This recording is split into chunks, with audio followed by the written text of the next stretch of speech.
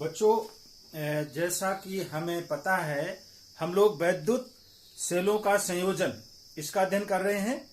इसमें हमने पिछले वीडियोस में श्रेणी क्रम संयोजन और समांतर क्रम संयोजन पढ़ रखा है।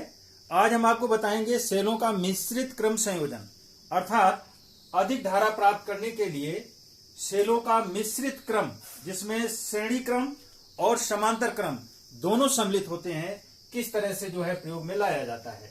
तो देखिए, यहां पर ये हमारे सेल हैं जिन्हें हमने श्रेणी क्रम में जोड़ रखा है। प्रत्येक सेल का विद्युत वाहक बल E है, ई, ठीक है, और प्रत्येक का आंतरिक प्रतिरोध स्मॉल r मैंने दर्शा रखा है ये चित्र में, ठीक। और चूंकि ये मिश्रित क्रम है तो इसमें श्रेणी और समांतर दोनों अप्लाई किए गए हैं, तो ये सेल श्रेणी क्रम में लगे हुए हैं। इस तरह से ये जो पंक्ति है इसमें भी ये सारे के सारे श्रेणी क्रम में है। फिर इसी तरह से और भी पंक्तियां होंगी।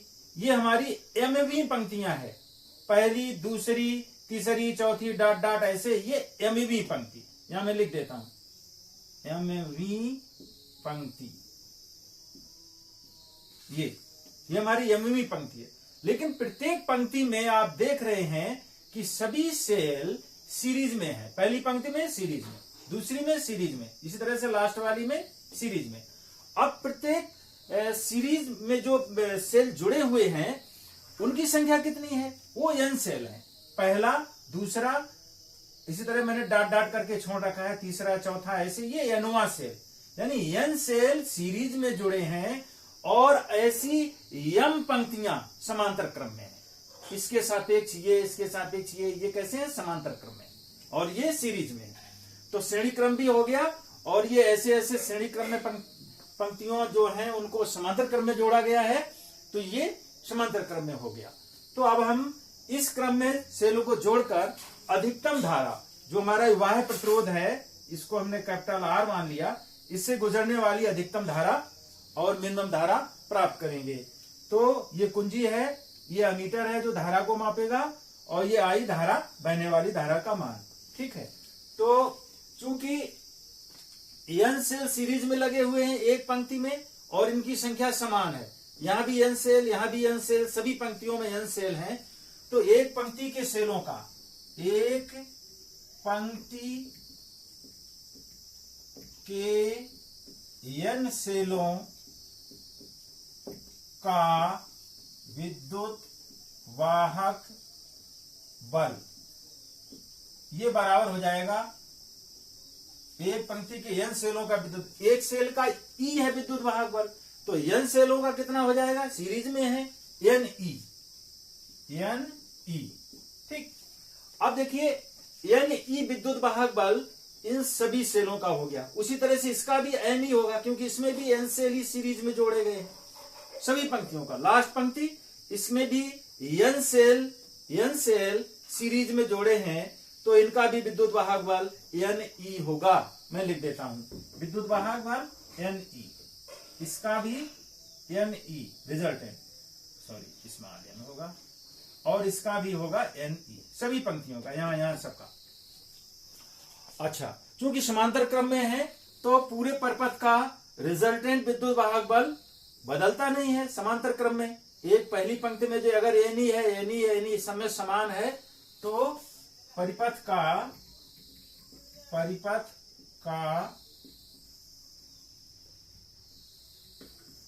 विद्युत कुल विद्युत वाहक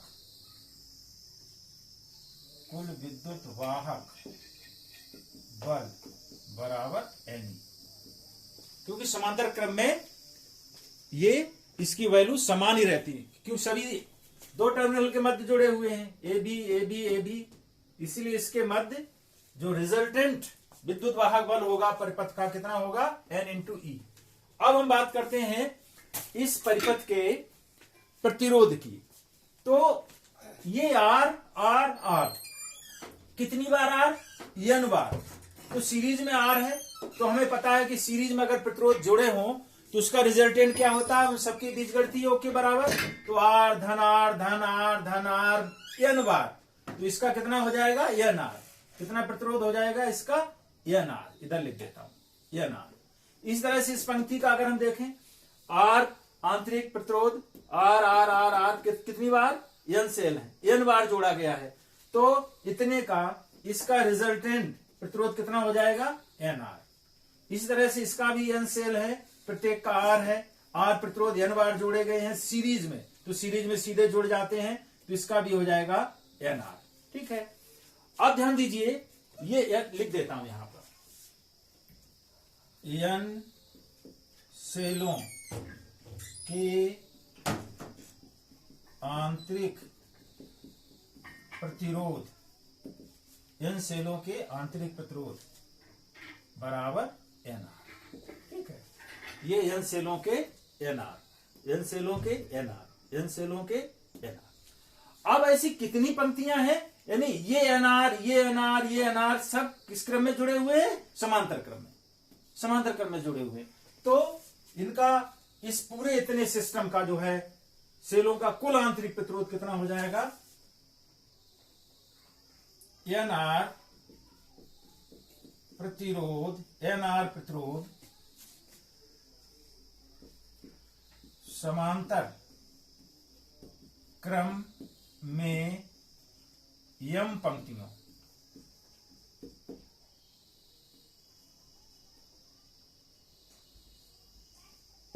यम पंक्तियों में जोड़े गए हैं, अतः सेलों का कुल आंतरिक प्रतिरोध R1 मान लेते हैं। ठीक, R1 कितना होगा, तो ये हो जाएगा, समांतर क्रम में है, समांतर क्रम में क्या होगा, 1/R1, 1/R1 बराबर 1/NR plus 1/NR plus dot dot dot dot plus 1/NR, 1/NR, 1/NR कितनी बार, कितनी पंक्तियां हैं, यम बार। ठीक है, तो यम बार जब 1/NR 1/NR इसको जोड़ेंगे तो ये हो जाएगा यम अपॉन NR, तो 1/R1 इज इक्वल टू यम अपॉन NR, तो R1 is equal to, R1 बराबर हो जाएगा NR अपॉन यम।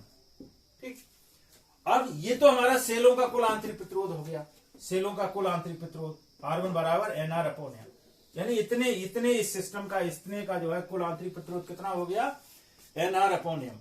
अब इसके साथ में श्रेणी क्रम में बाह्य प्रतिरोध R जोड़ा गया है, तो परिपथ का कुल प्रतिरोध, परिपथ का कुल प्रतिरोध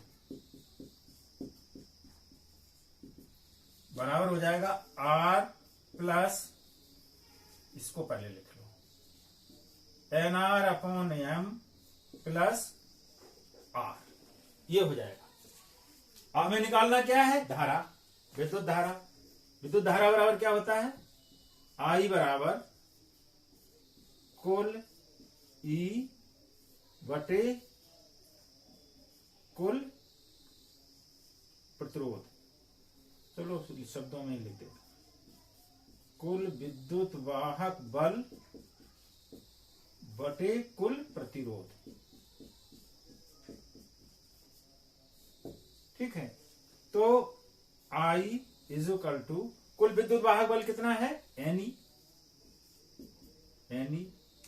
बटे कुल प्रतिरोध कितना है, ये निकालो, NR upon M plus R, NR upon M plus R, तो ये बराबर हो जाएगा MNE अपॉन M ऊपर चला जाएगा, NR plus MR, NR plus MR capital R, या ये यहां मैं लिख देता हूं, I is equal to MNE upon NR plus MR। तो ये कुल धारा प्राप्त होगी। अब इसकी विशेष कंडीशन है, हम क्या चाहते हैं कि हमारा धारा का मान ज्यादा से ज्यादा हो। तो धारा का मान ज्यादा से ज्यादा कब होगा? जब I बराबर MNE upon N small r plus capital R में इसका मान ज्यादा हो, इसका मान ज्यादा हो। अब इसका मान ज्यादा कब होगा? इसका मान ज्यादा कब होगा? देखिए I is equal to MNE upon NR plus MR। अब ये फ्रैक्शन है, भिन्न है, ठीक है। इसकी वैल्यू कब ज्यादा होगी? जब इसका डिनोमिनेटर अर्थात इसका हर जो है NR प्लस MR की वैल्यू कम हो, ठीक है। मतलब I ज्यादा हो, उसके लिए जरूरी है कि NR प्लस MR का मान कम होने पर, का मान न्यूनतम होने पर धारा I अधिकतम होगी, ठीक। अब इसका न्यूनतम मान कितना होना चाहिए, इसको हम निकालते हैं। तो देखो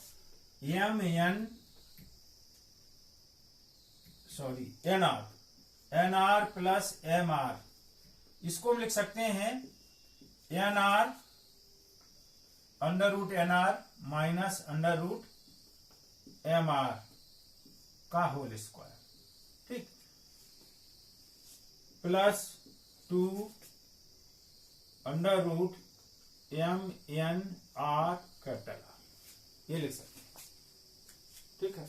इसका स्क्वायर करो, NR MR under root plus minus आएगा और ये प्लस लिख दिया तो कैंसिल हो जाएगा। इसको हम ऐसे लिख सकते हैं, ठीक है।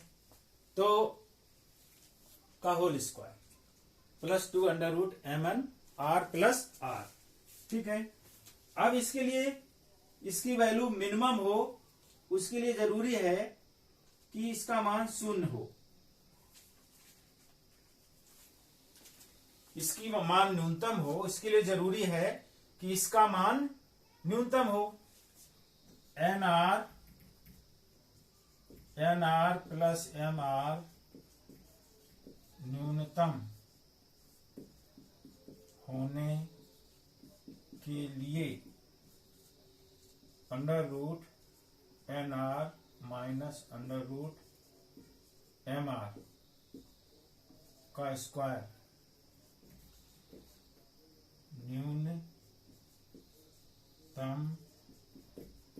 होना